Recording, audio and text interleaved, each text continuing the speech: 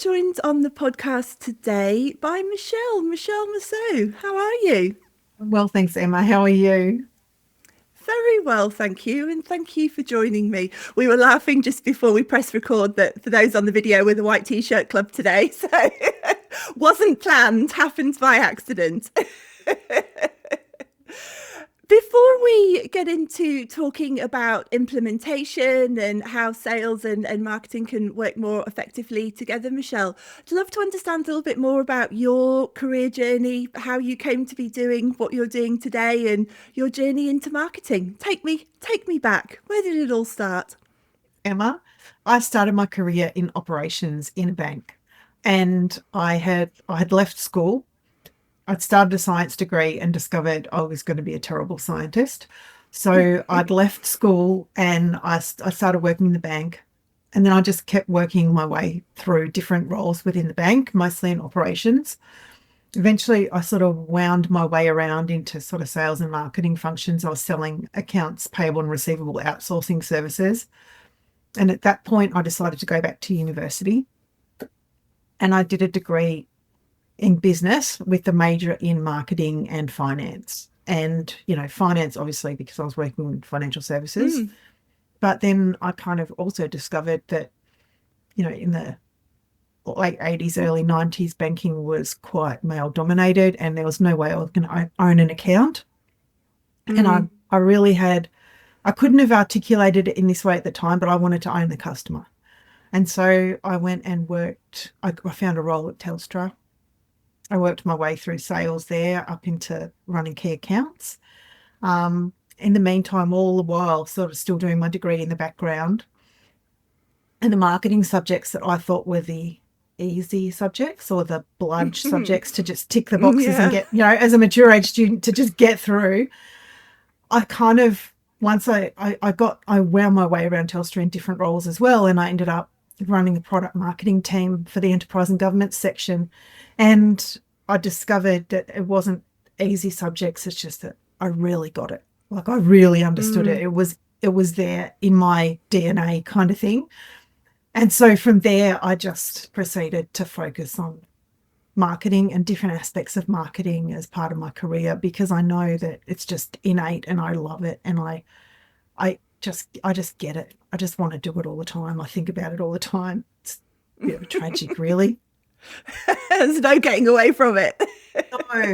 No. So then I went from Telstra to Fujitsu and I ran the voice of customer program, all the CX kind of function within that business. And then I went to Computershare where I was head of marketing for their print and mail house for 5 countries. And now I run my own consultancy. Nice. Kind of come full circle background to working for yourself. Yes, which I'm absolutely loving. There's a lot to be said for it, I have to say. I mean, I guess it's like all things, isn't it? There's pros and cons to everything, but there is. Yeah, but I think the pros, certainly from my perspective, and it sounds like yours as well, outweigh the cons. My friends who are still gainfully employed and can't contemplate or can't imagine themselves doing this keep sending me roles to apply for because they feel like, I'm like, yeah, look, I know this setting up my business is kind of hard and it's kind of not the salary I was maybe used to, but actually I love it, I really enjoy it. And I love that I can help multiple businesses. I can go in all different directions with it. Yeah. Do you think in hindsight, although it sounds like it's not something that you purposefully did at the time, but do you think starting your career in operations kind of then coloured what came later? Do you feel it gave you a level of understanding of the mechanics, shall we say, of how businesses kind of go about things? Absolutely. So to understand, so the part of the business I was working in when I worked for the bank was the check processing division, right? So when checks were big and, we were literally an office-based factory kind of, we were scanning things, we were processing things, we were swapping them with other banks. Like physically you would take checks to the basement car park at the NAB in East Melbourne, and you'd swap bags and then you'd take them back to your bank to process them, right? It's a That's very great. manual. I know. When people learn about writing things across the ledger, we literally had a ledger we wrote Yeah. things across, right? It wasn't all Yeah. in the computer like it is now. So it was a very physical manifestation of the business, and you understood the practicality. It wasn't just a theoretical something going through the Mm, computer screen. It was a very physical mm, manifestation of the business, and understanding how those operations functioned, how to get efficiency through them. Like my brain loves process driven efficiency, and so I could look at mm. the processes and figure out how I could become more efficient as a machinist, and then how a team could become more efficient. And you know early in my career, managing a relatively large operations team, like, 16 people in one operations group, it Mm. really showed me a lot about the human behavior in groups and how those teams could be the most efficient and could be the most effective. And so that all still comes through into marketing, because, that taught me a lot about just the human psychology of managing Yeah. young people and understanding how to grow them and develop them. It's still that human element is marketing. Yeah, absolutely. One of the things I've heard so many times over the years, there's two that really stick out. Things I used to hear all the time in my recruitment days, when people would come and say, "Oh, can you help me? I'm looking for a new role." And the two reasons that they were unhappy in their current businesses, one was the business doesn't really understand marketing, and they were constantly having to sell marketing Yes. internally to get anything done. That one was super prevalent. The other one that was always really prevalent, particularly for those people that were coming from the B2B space, is that sales and marketing just don't understand each other, Yep. and they just don't work well Yep. together. And that's a space that you've spent, again, a lot of time in. And Yep. I wonder, perhaps having come through the sales side of it in the same way as the operations side of it, I'd imagine it gave you some really interesting insights. I'd like to Small question, Michelle, but why yeah. is that? Like, why do sales and marketing struggle to work together effectively? Easy So question. yes. Yes, and it varies depending on the business you're in. So I would like to think that as a marketer, having been in sales, I approach it with that sales led mindset, and that my marketing is a reflection of being able to enable a sales team in a B2B environment to really deliver in a meaningful way. It doesn't mean that you're not doing the same marketing things. It just means that maybe you're articulating them differently. And why they don't align, like, honestly, I think when the business measures marketing, it measures volume. It's always looking at how many leads you're bringing in, how fast you can bring them in, what's the value of the leads, and it's really looking at volume. But when you measure sales, you're measuring close rates, and there's not really necessarily a correlation. You'd hope there's a correlation, but there's no correlation Mm, in the way those things are measured. And so therefore, just that very foundational measure that you have in the two teams then just proceeds to send them further and further apart as then as the clash or you ladder that up, yeah. it becomes more disparate.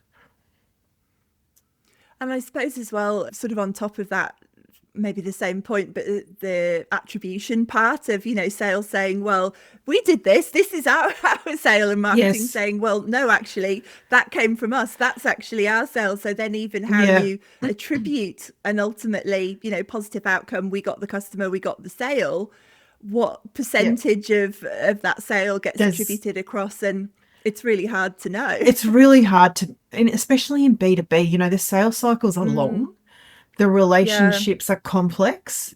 And although we like to think that B2B buyers buy in a rational way, they still buy emotionally. And Mm, sales would like to argue that they've had these great relationships that have brought that around, and they would have. Um, mm, but marketing had to create the right environment for the customer to trust and to be able to buy, or to be able to get over that emotional hurdle.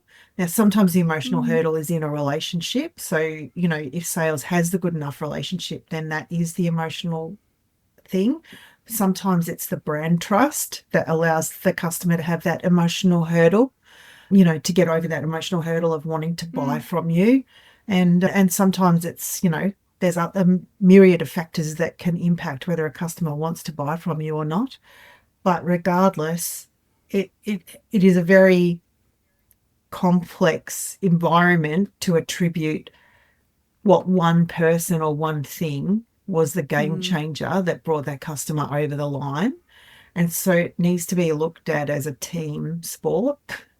And you yeah, can't divide, well, I did this and I did that. It's we did everything. And yeah, it takes a lot to get that right, to influence all the right parties in the buying group, to make sure that your messaging's right, to make sure you've got the brand trust, to make sure you've got the relationship depth. There's a lot of layers in a B2B sale, especially in the size of the organizations that I worked in, where you're dealing with yeah, multi-million dollar sales or sometimes tens of $1 million sales. yeah. It's very, very complex. It's interesting there you said, it's a team sport. We need to come together to deliver this to get the customer. And the thing that came into my mind is that kind of goes against some of the instincts of really great salespeople, because great Yes. salespeople are competitive. They want to, I won, I Yes. got the customer, I got the commission, go me.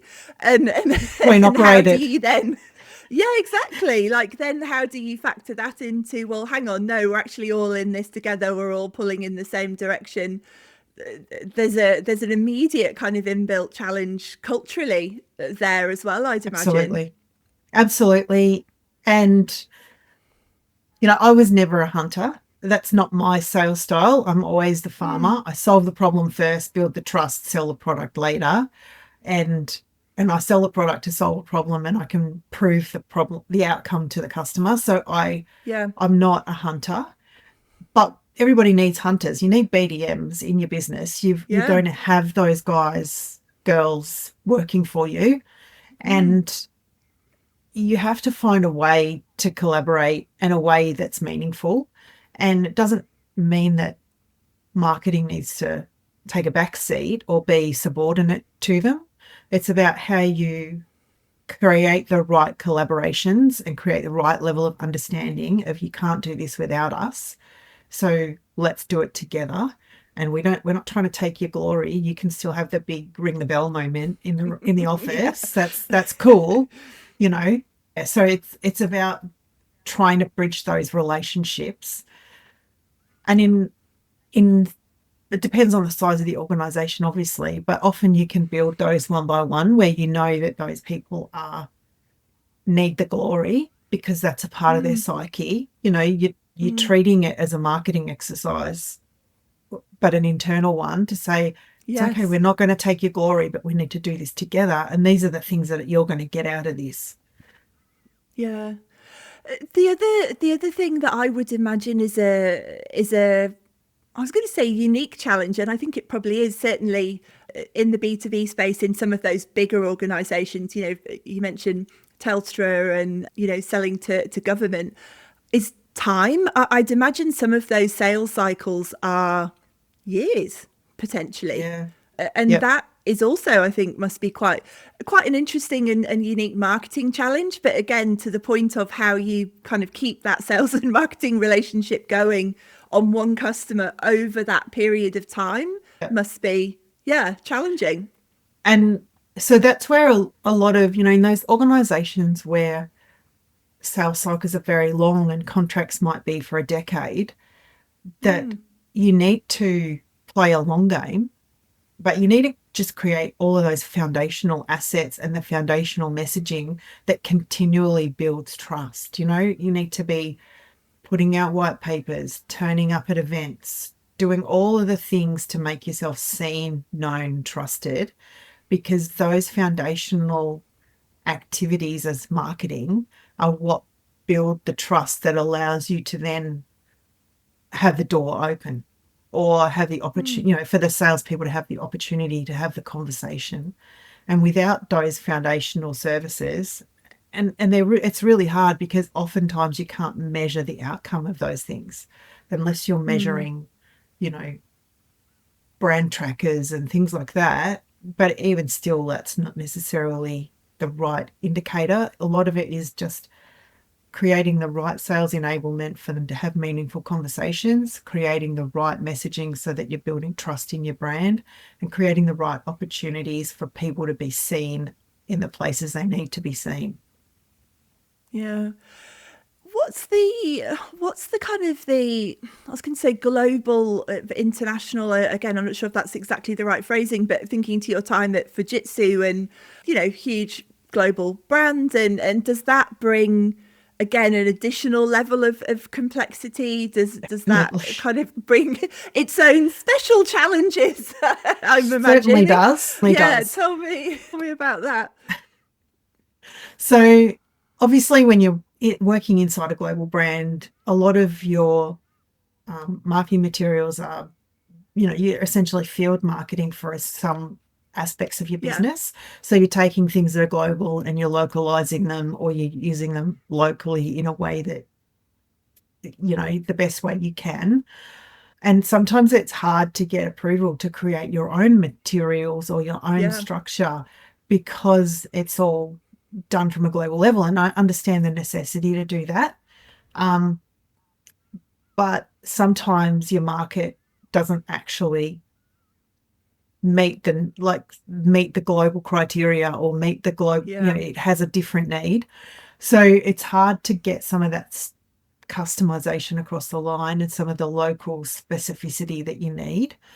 I remember, like, at Fujitsu, some of the complexities of working in a Japanese organization. And I had one instance when we were building our Voice of the Customer program. We wanted to name it, and we often gave projects a name that was Japanese based, and we wanted to give it a certain name. And the name meant active listening.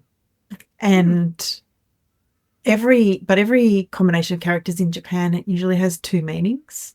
And when the presentation went to, so normally there was a monthly review with the president, and the president couldn't make it, and I think the global CFO came, and unfortunately his English wasn't as good as the president. And he when our CEO presented the idea to him, he misunderstood and thought it was the opposite meaning of the characters. And then he oh just no. quashed it and went, no, you can't use that. That's the incorrect meaning. And we always had a liaison from head office, and he came out of the meeting, and I said to him, what happened? Why? Like, that's not the meaning. We got the meaning right, didn't we? And he said, no, you got the meaning right. His English wasn't good enough, but we can't say to him he got it wrong, Yeah, because yeah, he's the most senior person in the room. He has to be right. yeah, And it was like, yeah. so we just called it the Voice of Customer program in the end, because that became too hard. We'd had a Yeah, logo done and everything. exactly. So it was like, Just an you added know, level of complexity. You're already, yeah, trying to push the boulder up the hill, and yes. And then then you you've and then got you're this dealing with whole additional cultural layer. nuance. Yeah, Yeah, just the cultural nuance. And it was delightful, and I loved it, and I learnt so much, and it was such a great place to work.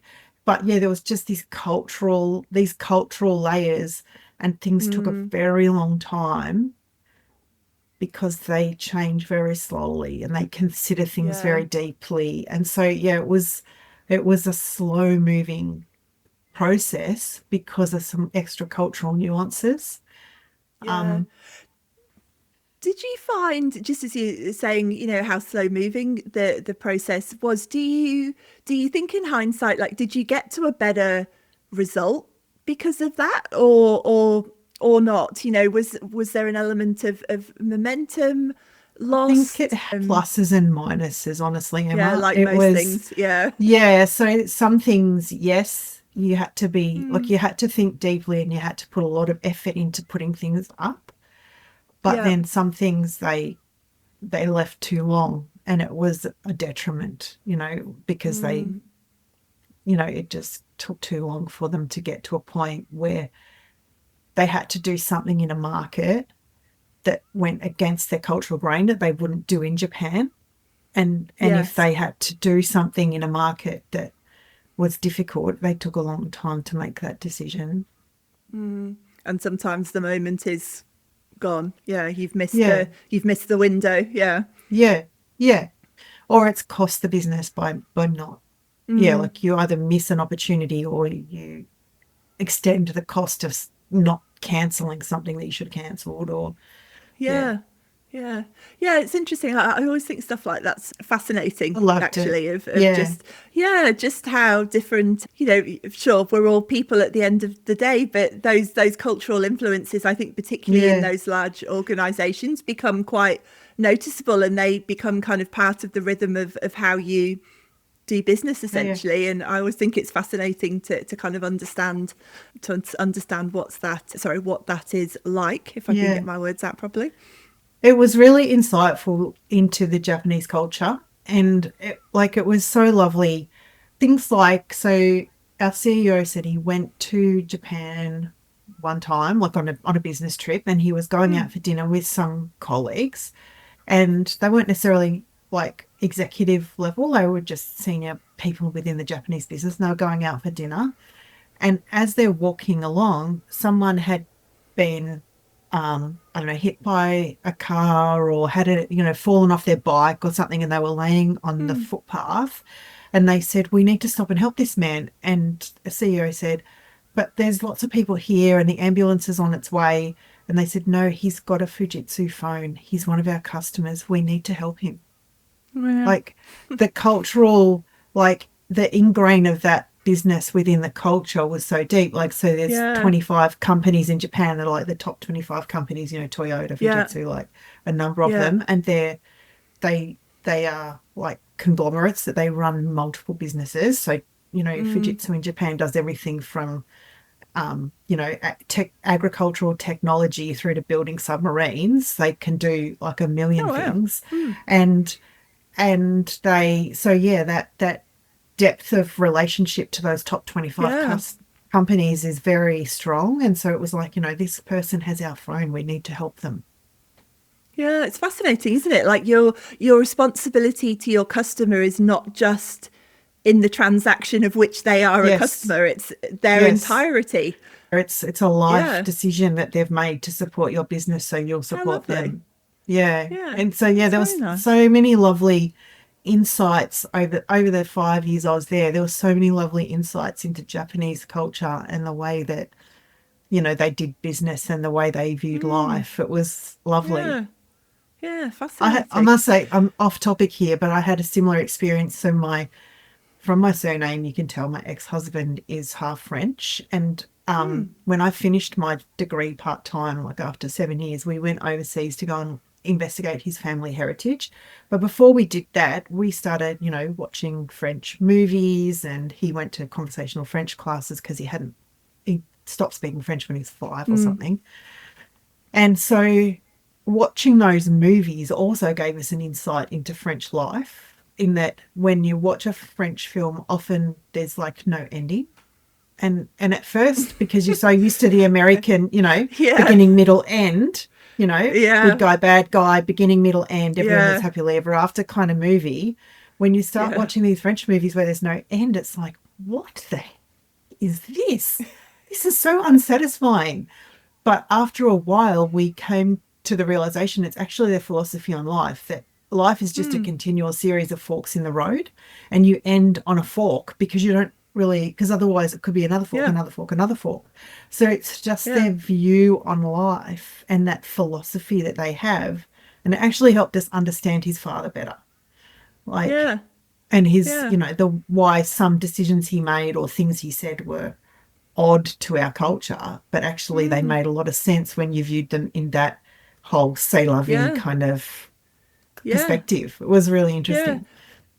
And actually, it makes a lot of sense because, in so many things, there is no end. It's a Yeah. continuation of, You the choose the journey. left It's, fork and then see where it yeah. goes.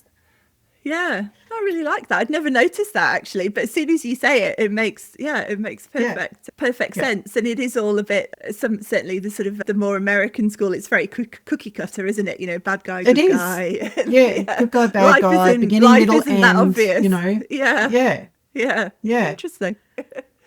The other of those things that I mentioned that I, hear people say constantly, it was the, sales and marketing don't talk to each other. And the other one was that a lot of businesses don't really understand Yes. marketing. And often when you kind of dig into that, it comes down to that essentially that marketing doesn't have a seat at the table, that marketing isn't involved Yeah. in strategy and only kind of gets involved right at the end. Here's our idea, here's what we want to deliver, can you go and do a campaign?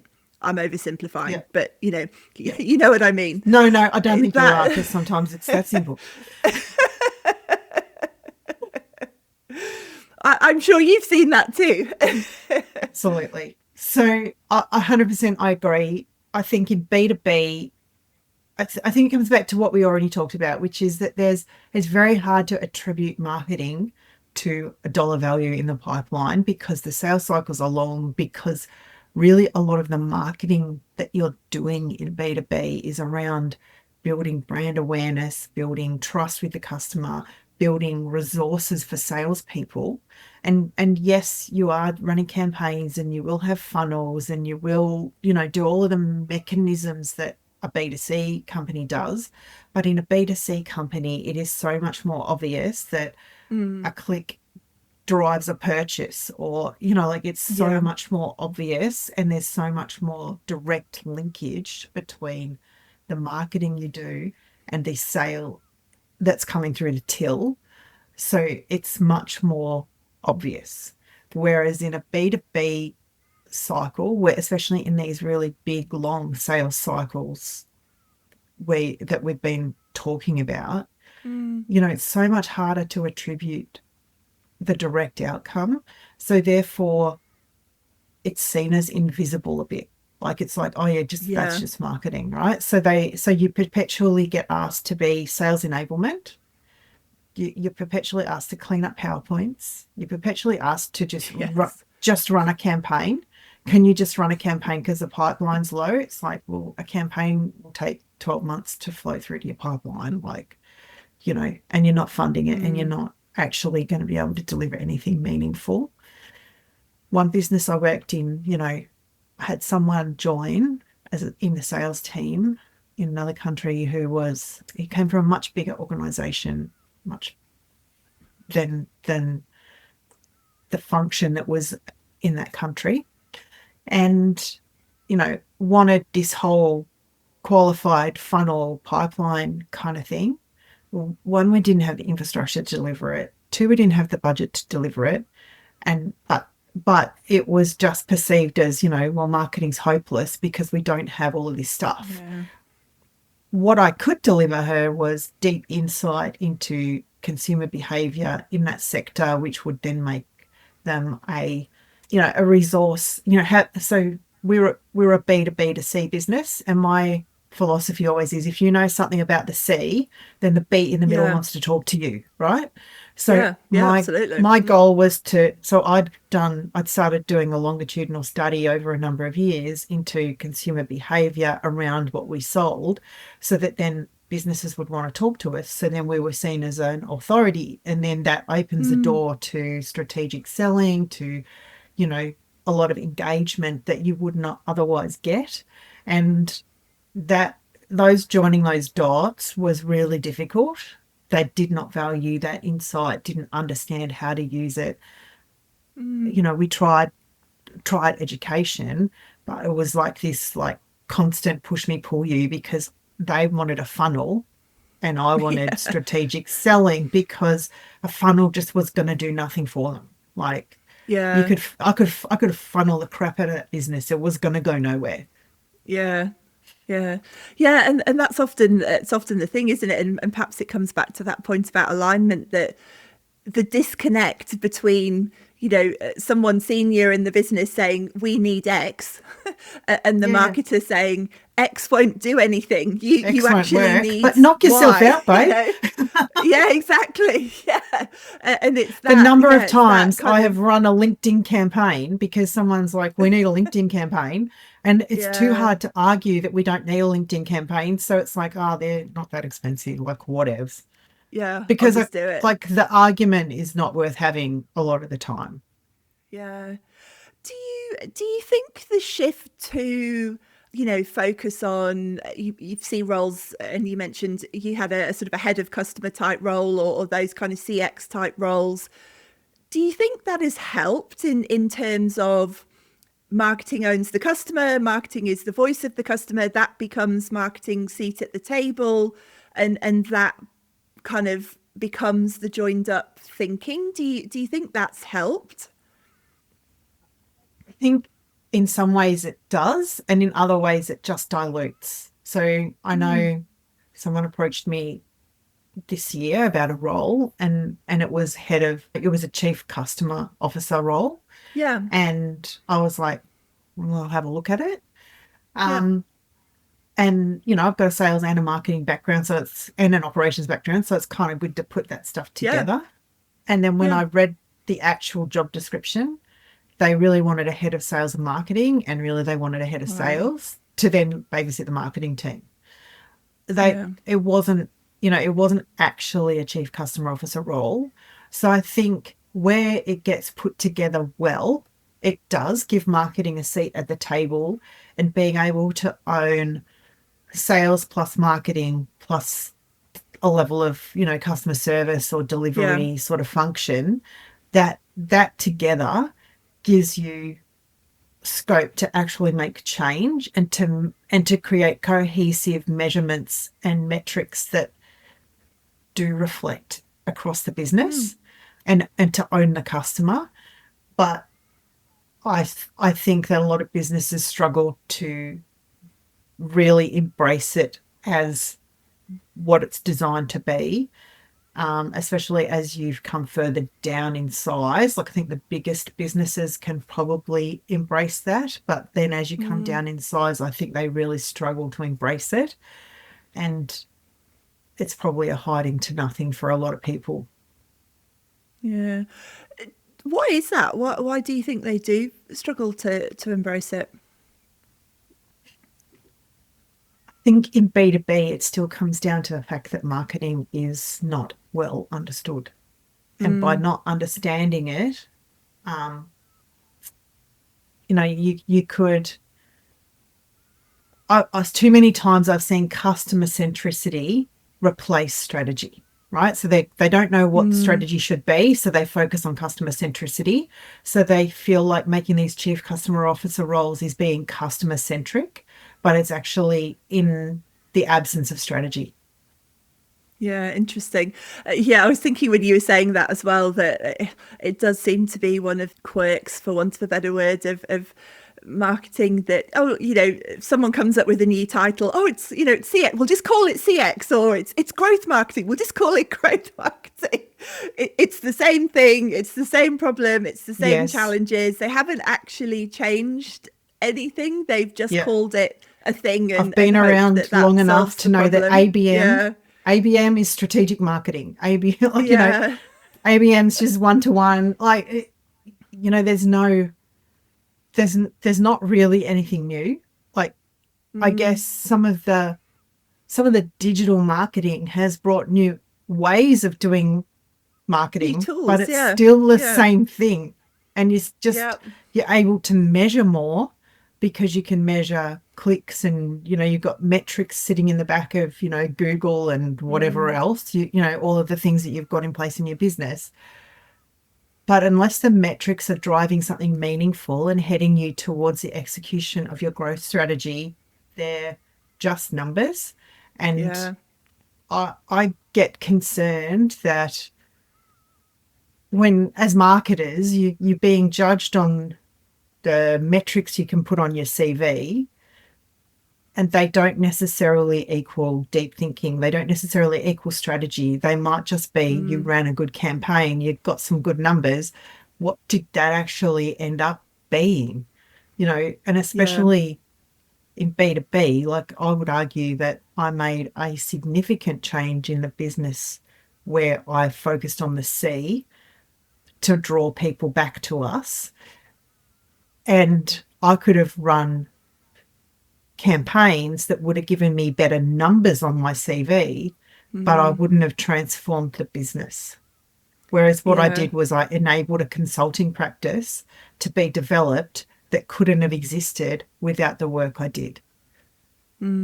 It's a really interesting point you make, and a conversation that I have often of some of the, I was going to say intangibles, and that's the wrong word, because what you did there was very tangible. It was a big Mm. change, but as you say, it's not such a simple, snappy 20% No, it's increase a thing to put on it's your a CV. multi-year It's, plan, yeah, right?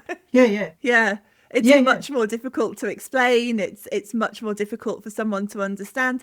And also, as is often the challenge, the first person reading your CV is probably not a marketer. So they actually don't understand that thing you Yes. did because they don't understand the Yeah. context. Whereas a marketer reading that can go, oh wow, that thing there, that's huge. Like I've tried to Yeah. I've tried to shift that before, or I've tried to change that before. I Yeah. understand how difficult that thing is that person did. And I think it's absolutely one of the inbuilt challenges around how you articulate your value, and Absolutely. not I just in struggle with a, it all the time. yeah, it's not easy. And I think, it's probably one of the pitfalls of kind of the rise of digital, whenever it was 10 years ago, maybe a bit more, when everyone was just going nuts Yeah. of like, digital's where it's at, everything's digital.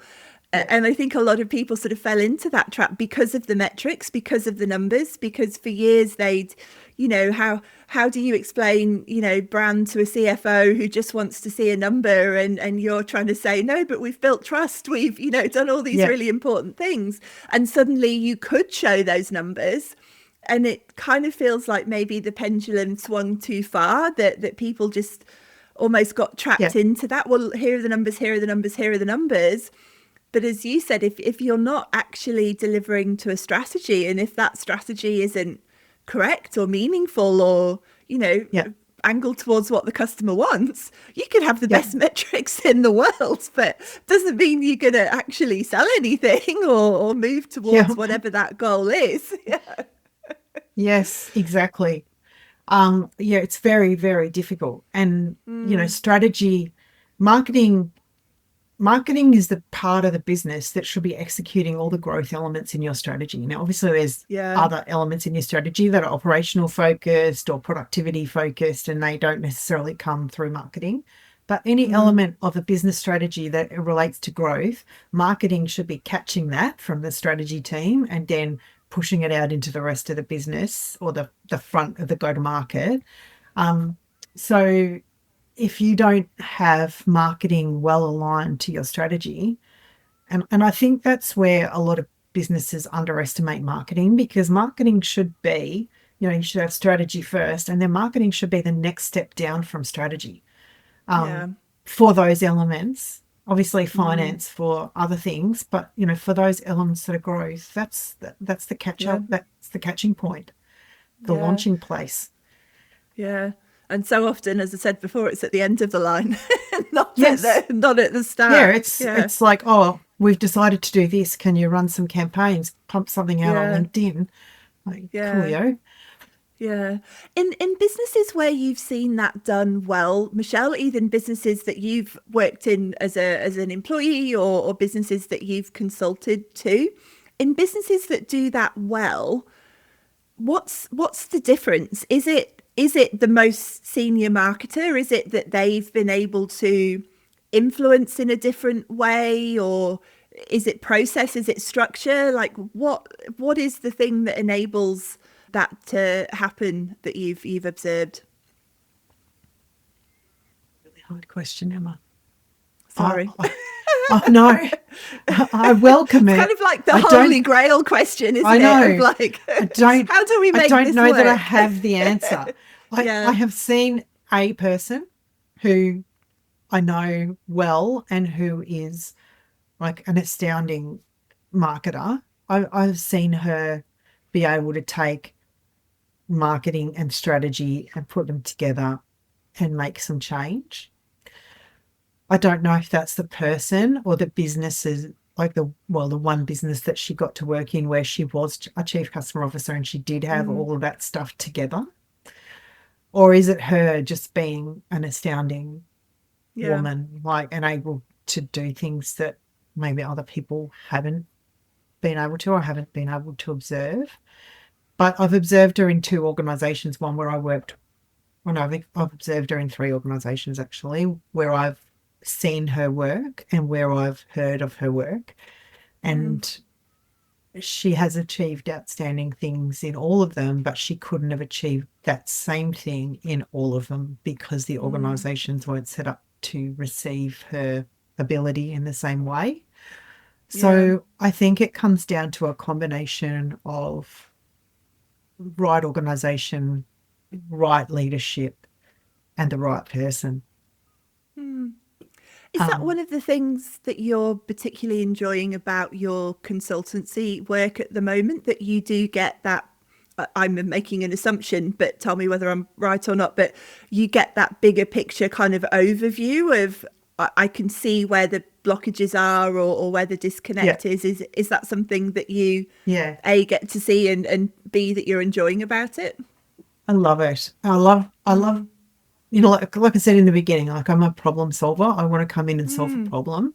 And I love mm, coming in, getting that overview and taking that knowledge that I've got from those bigger businesses about structure and process and all those great things and bringing it down to that next level, to the tier twos and threes, where I can actually make a difference to their business in a way that they maybe can't afford a resource that's yeah. done it at the scale that I've done it at before. Mm, So mm, I feel very fulfilled in that aspect of being able to like be quite strategic, but then mm. pragmatic in the execution to say, well, here's what I think the problem is, and here's how I think we can resolve it by doing these few things to just do a quick fix and get you on the right Yeah. path.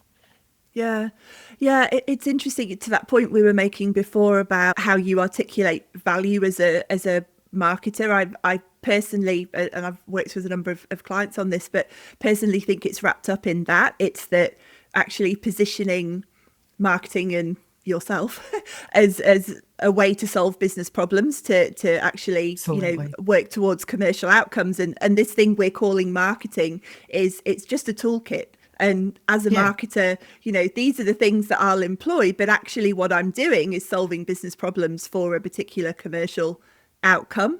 And I think actually under that cloak, if you like, it perhaps gives a slightly different Yeah. language to talk about it that I think is actually really, A, really helpful, but actually Yeah. B, kind of has far more weight when you're, particularly when you're talking to more senior people within the organization, I think. Absolutely. That's what marketing is. We're taking a tool set to solve a problem and Mm, and deliver growth, you know. And the two yeah. things might be slightly different. So there might be a problem that the business has that you're using to resolve it, but the end outcome of resolving all those problems should be growth. Or you might Mm, be just solving for growth without having a problem, but growth would then be the problem that you're solving. yeah, yeah, absolutely. Final question, Michelle. It's always the final question here, and that is, what do you know now that you wish you knew then? Yes, that's a tricky one. So I wish that I had realized earlier that marketing weren't the blood subjects, that I actually was good at it, and I would have probably focused on it earlier. Oh, I guess I wish I understood the value I was delivering wasn't defined by the perception of the people around me, that I understood the Mm, value. It was their perception that was wrong. mm. That's a really good one. I like that one. That's a really an interesting framing of it, because we probably all do that to some extent, don't we? Yeah, Like the value of the thing, even if we intrinsically know that Yeah. we've done an amazing piece of work there. Our view of it gets coloured by those Yeah. around us, and yeah, that's a great one. I like that. And it may have allowed me to better articulate it, to better Mm, communicate it, to better position myself or my project. It would have mm, given me a better insight. yeah. Yeah, that's a really interesting one.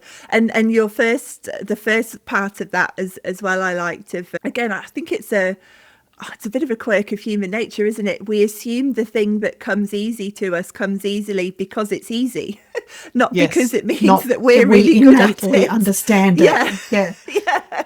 I see that one a Yes. lot as well in my clients when we're, talking about articulating value and that kind of Yeah. thing. And often the things that they almost throw away or kind of, as a bit of an aside of, oh, well, a few people have told me that I may be quite good at this thing, but, whatever, everyone does What that, else? Yeah. Yeah. is absolutely the core of their value proposition and is their Yes. superpower and this thing that they are actually really uniquely gifted at. Yeah. But I don't know. I think we all do it. We have this tendency to kind of downplay that and go, oh, it's not that I'm Yeah. really good at that thing. It's that thing's It's just that everyone easy. finds it easy. Yeah, Yeah. not true. Yeah. Exactly. Not true. Exactly. Thank you so much, Michelle. I Oh, really it's been enjoyed an that. It was absolute really pleasure, Emma. interesting. Really interesting to unpack those some of those things. As I say, that they're things that I've been hearing for years. So it's really Yes. interesting to hear you unpack them and how you've encountered them in your career. So thank you very much. Thank you, Emma. I really appreciate the opportunity to come and have a chat today.